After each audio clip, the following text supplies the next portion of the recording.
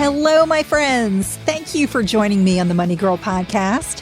My name is Laura Adams, and I'm a personal finance and small business author, online educator, spokesperson, and consumer advocate who's been hosting this show every week since 2008. I hope your new year is going well so far. I have been cleaning out old files, getting organized. I have a paperless system, but I have a lot of legacy paper in my life that I'm weeding through. And my goal is just to tackle one file every day until I get through it. So it's going pretty well so far. I always feel the need to get organized. That's something I always think about in the new year. And I'll probably have a podcast coming up soon about going paperless if that is something that you want to do as well. Well, if you're new to the show, I want to welcome you. We have a lot of new listeners, and I hope that this podcast will be your secret weapon for getting the knowledge and motivation you need to prioritize your finances, build wealth, and have more security and less stress. We cover a wide variety of topics each week, and you're going to learn actionable strategies and tips to take your money management to the next level. So be sure to subscribe to the show and also participate by sending me your money questions or comments. There are a couple ways you can do that. You can leave a message 24/7 on our voicemail line by calling 302-364-0308. Or you can send me an email using the contact page at lauradadams.com. Also, don't miss the notes for each show and the full archive of podcasts. They're in the Money Girl section at quickanddirtytips.com. In today's episode, number 667, we're going to chat about saving money. This is such a fundamental topic because if you're spending every penny you make, either personally or in your business if you're self-employed, you don't have a way to get ahead financially and build wealth. Having leftover money each month is the seed that you need to grow more money. So if you're living paycheck to paycheck right now without saving and investing, this episode is definitely for you. Or maybe you're thinking, well, Laura, I'm already saving all I can, or, I'm doing pretty good setting aside some money. Still stay with me. I'm going to have plenty of tips and ideas for you to chew on. Today, I'll review 7 resolutions you can make this year to save thousands. No matter if you love or hate New Year's resolutions, they're kind of hard to avoid during January. And I think you can commit to new financial goals any time of year, but having a new year ahead of you is the perfect opportunity to reset your priorities and get motivated to save more. Even if you only adopt a few of the tips we cover, they can move your finances in a positive, fresh, new direction. All right, so let's get into it. The first tip for a resolution to save thousands is go on a spending freeze. Controlling your spending is a struggle for most people, but it's a critical financial skill because, as I mentioned, if you spend every penny you make, you won't have anything left to save and invest. Living below your means is the key to getting ahead financially and building wealth. So a spending freeze can help because it's a period when you decide to spend money only on necessities, such as groceries, housing, utilities, transportation, and insurance. The idea is to resist the urge to buy wants, such as excess clothes, trinkets, or housewares, and just to be grateful for what you already have. A spending freeze allows you to see how much and how often you buy stuff that you really don't need, even if you can afford it. The money you don't spend on those extras could get earmarked for a savings goal. It could be boosting your emergency savings or maxing out a retirement account. You could start by freezing all unnecessary spending for several weeks or a month, or you might freeze certain types of purchases that are problematic for your budget, such as spending on hobbies, beauty products, or luxury items. And then consider extending the duration of a spending freeze, or even doing one several times throughout the year to maximize your savings. All right, our second resolution that you can implement this year to save more is to check your impulse spending. And I've done podcasts previously on this topic. Living within your means, if you're an impulsive spender, can be difficult. So if you're doing that, if you have a tendency to just pull the trigger and buy things on a whim, it is time to quit. So here are some strategies that can help you.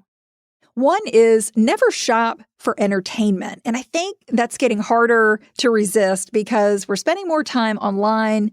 And so the shopping is just always in front of us. But I'm going to recommend that you do not tempt yourself by going shopping either in person or online. If you're bored, you're just trying to fill time, you're just looking for something to do. That is not a good idea. When you're trying to save money, you need to be a deliberate shopper, kind of get in and get out, get what you need and get out so you don't end up buying items that you should not buy. So again, don't think about surfing online stores as entertainment because sure enough, you're going to buy something that you really don't need. Another tactic is to unsubscribe from retailers. Getting those notifications from your favorite stores about flash sales and promotions can be fun, but they can also be really challenging to resist. If those ads cause you to overspend or to buy unnecessary items, choose not to have them delivered to your inbox. Another strategy that I've used for many years is to use a waiting period. Never buy items over a certain amount, such as $50 or $100, without waiting at least 24 hours. That allows time for a spending impulse to settle down so you can decide if you really need to purchase something with a clear mind. In a lot of cases, that waiting period makes you realize that you don't need the item. You might even forget about it. And it'll make you realize that you just didn't even want to make that purchase in the first place. So I do this, and I can promise you that after those 24 hours go by, in a lot of cases, I really have completely forgotten about the item, which shows that I really didn't need it in the first place. Another strategy is to calculate what an item costs in time. So when you're about to hit the buy button for particularly an expensive item, figure out the amount of work required. For example, let's say you earn $25 per hour after taxes. Buying a $250 pair of shoes costs you 10 hours of work. Now, only you can decide if those shoes are so fantastic that they are really worth a long workday. But I think calculating an item's worth in your time puts it in perspective. And also another strategy to stop those impulse purchases is to notice your emotions. Don't shop when you're feeling anxious, angry, hungry, or sad because it's easier to let your guard down and make poor decisions. Wait to shop until you have a better mindset so you'll be less likely to overspend. All right, the third resolution you might set this year to save money is to get rid of unused stuff. I am on a mission for this one. We all have unused stuff: clothes, sporting goods, electronics, and items in storage that we really should ditch. So join me by resolving to unload items that you have not used in the past year or two. If you have not looked at something or needed something within that period, you probably don't need it. You probably don't even like it.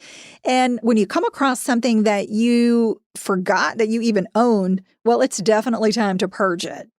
In many cases, when we have too much clutter or we're feeling unorganized, the solution is not to get organized, but to get rid of more stuff so you don't even have to manage it in the first place. Here's some apps that can help.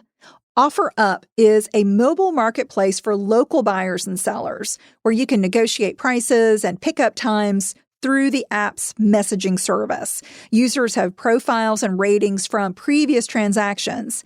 Unlike eBay, OfferUp does not charge fees to sell or buy items. All you have to do is take a photo of what you want to sell, post it to the app, and chat with potential buyers. Declutter is spelled DECLUTTR. This will buy your stuff, particularly electronic stuff such as smartphones, iPods, even CDs, DVDs, video games, books, Legos, and more. You scan the barcode on each item or with Legos, they actually buy them by the pound. And then Declutter makes you an offer. If you accept the offer, you get a prepaid shipping label, and then you send your item and you receive payment once it's received and inspected.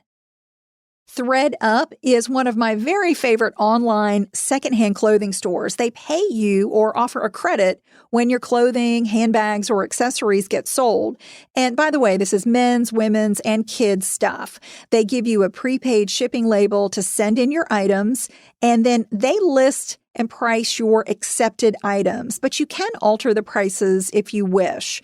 And you can choose that your unaccepted items will get donated to charity on your behalf. They maybe only accept like 50% of the items that you send in, but it's one of the easiest ways to clean out your closet. In fact, it's been so popular that I think they're freezing their what they call clean out bags right now because they are still sorting through so much during the pandemic. So if you sign up, they'll notify you when they're ready to start taking their clean out bags again. The RealReal is a local and online consignment store for luxury items. So, if you've got some Gucci shoes, a Versace jacket, or Prada handbag that have not seen the light of day in a while, you might want to consign on the RealReal. I love this site both for buying and selling luxury items. They give you a prepaid shipping label and pay you when your item sells. You don't have to take any pictures or create a listing because they do all that work for you and they make sure that brands are authentic. Poshmark is another online marketplace where you can sell clothing, handbags, and accessories. With this one, you have to upload your photos, create listings, and set prices. Buyers can message you directly and ask questions or negotiate, and then you mail the items to your buyer, and Poshmark takes a commission depending on the purchase price. This option obviously takes more effort on your part than consignment services, but it may yield you higher prices. When you sell your unused items, the idea is to use the money to buy something you really want or to build financial security by adding that money to your savings or your retirement account. And if you cannot sell items, making donations to charities such as Goodwill or the Salvation Army helps other people and can also be tax deductible. All right, the fourth resolution you might want to make this year is to take a personal money day. Sometimes taking the time to focus on your money is the only thing stopping you from saving more. Make a resolution to take a personal money day within the next 30 days. Go ahead, open up your calendar, set it right now. It's going to be a full day that you block out to focus exclusively on your finances. So if you don't already have a budget or a spending plan, this would be a perfect time to start one. You might track your spending on paper using an Excel spreadsheet, a Google Doc, or even get set up with a financial program such as Quicken. Use your personal money day to evaluate if your bank accounts are the best fit for you. And if you're not already making regular automated contributions to a retirement account, you might want to sign up. And it's easy to open a traditional IRA or a Roth IRA at an online investment site such as Betterment. And another smart way to save money is to review your insurance coverages. Check out sites like Bankrate.com, PolicyGenius.com to compare quotes for different types of policies such as auto insurance, home insurance, renter's insurance, and life insurance. We all have to have insurance, but you do need to compare quotes from time to time to make sure you're getting the best rates. Review your bills. See if you can get a better deal on your internet, cable, or your cell phone plans. Could you find a less expensive apartment? Is it time to downsize? Call different companies or do online research to see how you can cut your monthly expenses. And you might also spend some time on your personal money day thinking about ways to make more money. Not only can you sell unused items like we just talked about, but maybe you want to look for a better paying job. You might start freelancing with a side hustle. You know what essential tasks and issues you've been putting off in your financial life that could really make a big difference. So this is the time to get caught up and make those things happen. Again, open your calendar, schedule that personal money day. The fifth resolution you might make to save money is pretty simple. Check your credit reports. I'm always shocked when I find out that the majority of Americans have never checked their credit. And this is something you should be doing at least once a year. Not only is it the best way to know if you've become the victim of identity theft, but monitoring your credit and correcting any errors can boost your credit scores. And having higher credit scores allows you to pay less for many products and services, including loans, credit cards, insurance, deposits on your utility accounts, and more. So make a resolution to check your credit this year. You can review or download your credit reports for each of the nationwide credit bureaus at annualcreditreport.com. There are also some great credit sites such as Credit Karma and Credit Sesame, where not only can you see your credit reports, but you can get some of your credit scores, and you can get that information as often as you like. All right, the sixth resolution you might make is to automate a savings goal. Since it's so easy to go off the financial rails, a really smart way to stick to a money resolution is to automate it. Here are some ways that you might put your savings on autopilot. You might participate in a retirement plan at work, such as a 401k or 403b, that deducts your elected contributions from your paycheck before you ever receive it. That's why retirement plans at work are so successful. They are happening in the background of your life. You don't have to think about it or take any action, but you can do the same thing even if you don't have a retirement plan at work. You can set up recurring transfers from your bank account to a traditional IRA or a Roth IRA. If college expenses are on the horizon for you or someone in your family, consider opening up a 529 college savings plan. This is a tax-advantaged account that you can easily put on autopilot to make those automatic contributions from your bank account. Another option is to have a portion of your paycheck sent directly to a bank savings account to build up your emergency fund or to save for other goals, like a down payment on a home or taking a vacation. You may have to ask your employer to split that out, but they have the ability to split your direct deposit into multiple accounts. So maybe a portion of it goes into your checking, and then you say, okay, I want 10% or $10 or whatever amount you want to go into a separate savings account. So that's an easy way to put your savings on autopilot. And my last tip is to make a resolution to learn more about personal finances. And I know that's a priority for you because you're listening to this podcast. So, pat yourself on the back. You're here. You are definitely making an effort. Mastering your personal or your business finances and becoming a savvy money manager doesn't happen overnight. It really is a lot of information, and none of us are born knowing all of this. I certainly wasn't. I've been studying personal finances for decades. And, you just have to kind of realize that we don't get the education that we need in high school or college to truly manage every aspect of our finances. Most people get zero financial education in school. So just continue your education by reading or listening to at least one money book a year, or completing an online course in a finance topic that interests you per year. The more you know, the more strategies you can implement to earn and save more.